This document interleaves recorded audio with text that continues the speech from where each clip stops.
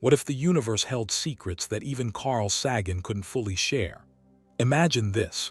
You're in the archives of the Library of Congress in Washington. Dusty boxes, forgotten manuscripts, and among them, the personal notes of one of the greatest scientific communicators of all time. Cosmic narratives he barely hinted at but never publicly revealed. Today we're diving into the profound humanistic truths that continue to shape our understanding of existence and our place within the cosmos, all through Carl Sagan's untold insights. Welcome to Echoes of Cosmos. Decades after his death, we remain captivated by Carl Sagan's vision.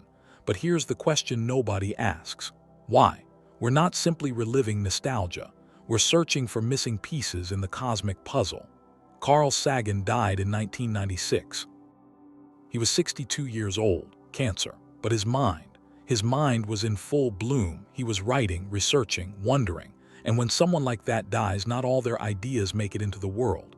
There's a legend among scholars who studied Sagan, a legend about his missing files. We're not talking about classified documents or government conspiracy. We're talking about something far more fascinating, the questions that kept him awake at night, the hypotheses he considered too speculative. The philosophical reflections he feared were too personal. Think about it. Cosmos, his monumental series, was watched by over 500 million people. But Cosmos was a public work, filtered through editors, producers, and the weight of scientific expectation. What about the private conversations? The discarded drafts, the marginal notes in his own books. In 2012, the Library of Congress acquired Sagan's personal papers, more than 595,000 documents, correspondence, research notes, unfinished manuscripts, and here's what's haunting: most remain uncatalogued, undigitized, unread. What cosmic narratives wait there? From groundbreaking hypotheses about extraterrestrial life to theories about consciousness in the cosmos. From meditations on the ultimate fate of the universe to warnings about humanity's future. Sagan was a thinker who operated on multiple dimensions: scientist, philosopher, activist. And here's the core of our enigma. What if Sagan left behind not just questions, but answers? Profound insights he couldn't fully articulate in his time, whether due to technological limitations, academic resistance, or simply because humanity wasn't ready to hear them. The unwritten chapters of Cosmos, the untold stories of cosmic evolution, all waiting to be discovered. Let's do a thought experiment. Imagine you find Sagan's personal notes. They're dated 1995, a year before his death. The handwriting is shaky from illness, but the ideas are crystalline. What cosmic narratives would emerge? Based on clues from his published work, interviews, and testimonies from colleagues, we can reconstruct Sagan's final obsessions. First obsession: life beyond Earth. Sagan dedicated his career to this question, but towards the end, his reflections became more urgent. In Pale Blue Dot, published in 1994, he wrote about the statistical probability of extraterrestrial life. But his colleagues remember bolder conversations. What if he had completed calculations about the Fermi Paradox that he considered too disturbing to publish? What if his private notes contained hypotheses about why, despite trillions of planets, we remain in cosmic silence? Some scholars speculate that Sagan was developing a theory he called the humanistic great filter. The idea that technological civilizations inevitably self-destruct, not through nuclear war as we feared in the 80s, but through gradual environmental collapse, a slow death, silent, self-inflicted. This theory never appeared in his published books. Too dark, too hopeless. But it fits perfectly with his environmental warnings. Second obsession: cosmic consciousness. This is where Sagan became truly philosophical. In his final years, he frequently quoted a phrase he loved: "We are a way for the universe to know itself." But what does that really mean? In private interviews, Sagan explored almost mystical ideas. Not religious mysticism, but scientific wonder at the fact that the carbon, oxygen, nitrogen in our bodies were forged in the hearts of dying stars. We are literally conscious stardust. His notes apparently contained speculations about whether consciousness might be an emergent property of the universe itself, a form of scientific panpsychism. Could there exist forms of consciousness radically different from ours, not based on neurons but on quantum fields or on the very structure of spacetime? These ideas bordered on the speculative, but for Sagan, informed speculation was the engine of science. Third obsession, the ultimate fate of the universe. By 1995, cosmologists were beginning to suspect that the universe wasn't just expanding, but accelerating. This was confirmed in 1998, 2 years after Sagan's death, with the discovery of dark energy.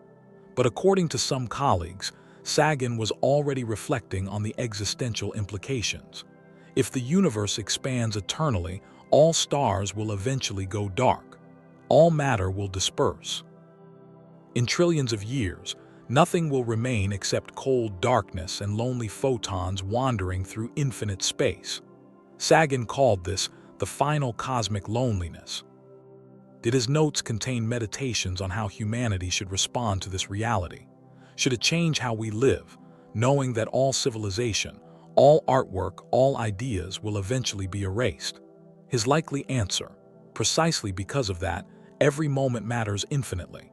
These forgotten documents could reveal a humanistic perspective on our place in the universe even more profound than what we already know. A complete cosmic philosophy he barely hinted at in public. But Carl Sagan wasn't just a scientist, he was a poet of the cosmos, a philosopher disguised as an astronomer. And the deep philosophical questions he grappled with remain terribly relevant today, especially in 2026. Cosmic environmental ethics. Sagan was one of the first scientists to warn about anthropogenic climate change. In the 1980s, when most people had never heard the term greenhouse effect, Sagan was testifying before Congress. But his perspective was unique. He didn't just talk about parts per million of CO2 or temperature increases. He talked about cosmic perspective. Consider, he would say, that Earth is the only oasis of life we know in a vast and mostly barren universe, a fragile garden floating in infinite darkness, and we, the gardeners, are setting the garden on fire. In his final writings, Sagan argued something radical, that our moral obligation isn't just to our species or to current species, but to the very possibility of conscious life in the universe. If we destroy our planet, we might be extinguishing one of the few flames of consciousness in the cosmos.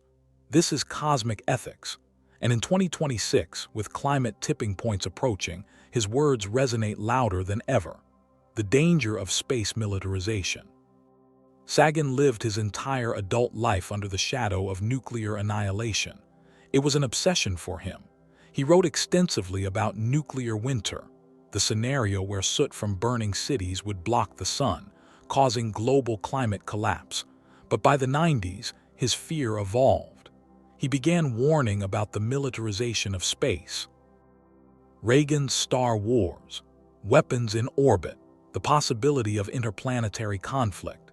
His private reflections apparently went further. What if humanity took its tribal conflicts into space? Nations claiming asteroids, wars over lunar resources, geopolitical rivalry extending to Mars. Sagan feared we would replicate Earth's mistakes on a cosmic scale, that instead of becoming a unified spacefaring species, we would carry our nationalist divisions to the stars.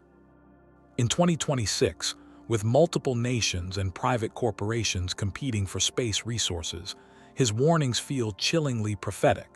The imperative of global cooperation. Here we arrive at the core of Sagan's philosophy, the idea that we will only survive if we transcend our tribal divisions. His argument was simple but profound. The greatest challenges we face, climate change, nuclear war, pandemics, asteroids, don't respect national borders. They require global cooperation. But more than that, Sagan believed that cosmic perspective could be the glue that unites us.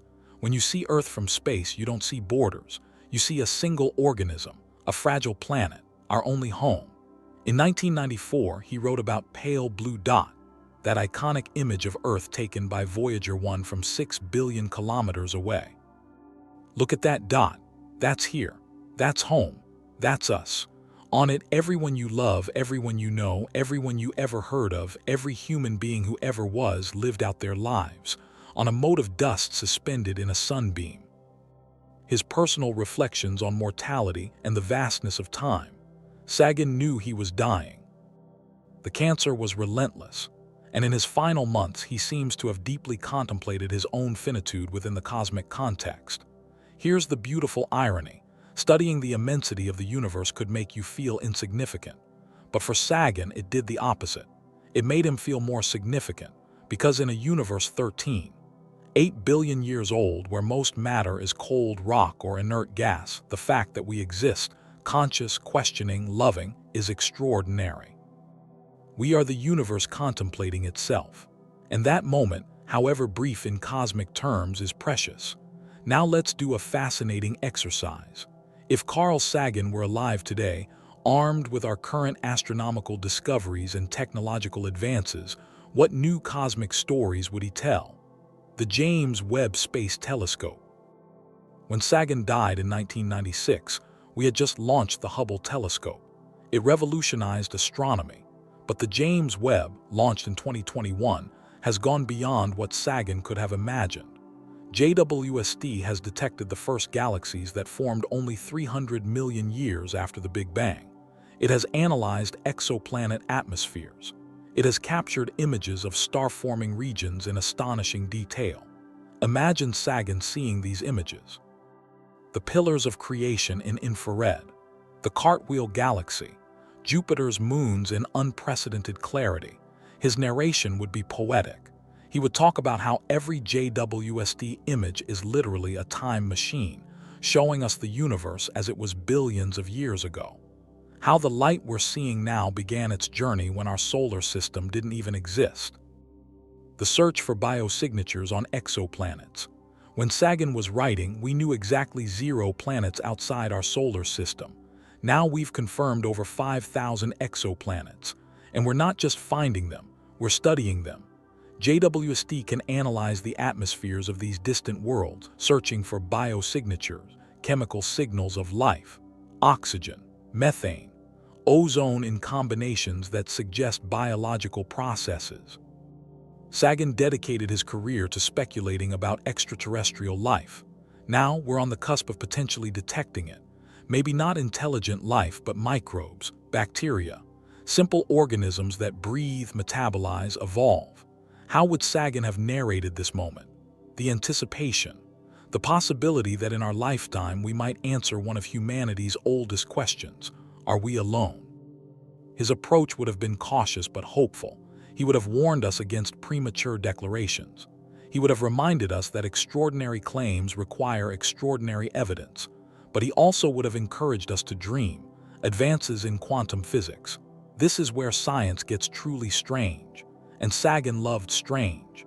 In recent years, we've made astonishing advances in quantum physics. Quantum entanglement demonstrated at macroscopic scale. Quantum computing becoming reality. Experiments that challenge our understanding of reality itself. The double-slit experiment, quantum superposition, Schrödinger's cat. These aren't just philosophical puzzles. They're verifiable aspects of how the universe works at a fundamental level. Sagan would have been fascinated by the implications. What does it mean that particles exist in multiple states until we observe them? What does this tell us about the nature of reality, about consciousness? And here's the twist. Some physicists now speculate that consciousness might be connected to quantum processes in the brain. This is controversial, speculative, but exactly the kind of frontier idea Sagan would have explored with care and skepticism. New cosmic narratives. If we combine all of this, JWST, exoplanets, quantum physics, AI, biotechnology, a new cosmic narrative emerges. It's not just the story of we are made of stardust. It's richer, stranger. It's the story of how the universe, through quantum processes we barely understand, generates complexity. From elementary particles to atoms, from atoms to molecules, from molecules to cells, from cells to conscious organisms. And now those conscious organisms are building technologies that could extend consciousness beyond biological limits. AI, brain-computer interfaces, potentially synthetic life. Sagan would have seen this not as unnatural, but as the next phase of cosmic evolution, the universe knowing itself in new ways, but he also would have warned about the dangers, about ensuring this transition preserves what makes us human: empathy, curiosity, wonder. Carl Sagan urged us to think big, to adopt the cosmic perspective, to see ourselves not as citizens of nations, but as members of a planetary species in a vast universe. His unfinished thoughts and enduring wisdom continue to inspire us to explore, protect, and understand our cosmic home. But here's the truth. This isn't just about Sagan's past, it's about our future, the legacy we must continue. Sagan died before we could answer many of the questions he posed, but he left us the tools: scientific skepticism combined with boundless imagination, intellectual rigor mixed with humility, and above all, a sense of wonder. Those tools are more important now than ever. We live in an era of misinformation, of conspiracy theories, of science denial. Sagan predicted it. In his last book, The Demon-Haunted World, he warned about a society where people have lost the ability for critical thinking.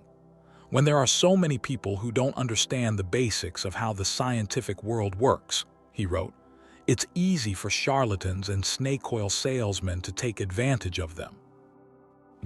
Our task is to combat that, not with arrogance but with patience, explaining, demonstrating, inspiring. What role do we play? Each of us is a thread in the continuing cosmic narrative. When you look at the night sky, you're seeing photons that have traveled for years, decades, millennia to reach your retina. You're literally connected with the deep past of the universe. And when you share that wonder with someone else, a child, a friend, a stranger on the internet, you're extending Sagan's legacy. Because his true gift wasn't just his scientific discoveries, it was his ability to make science beautiful, accessible, inspiring. The search continues. The search for Sagan's missing files is ultimately a search for ourselves within the ongoing, magnificent, and still largely untold cosmic story. Maybe we'll never find all his unpublished thoughts. Maybe some manuscripts were lost. Maybe some ideas died with him, but that's okay. Because the real story doesn't end with Sagan, it continues with us. Each new generation of scientists, explorers, dreamers adds their own chapter. Some chapters are about discoveries, new planets, new laws of physics.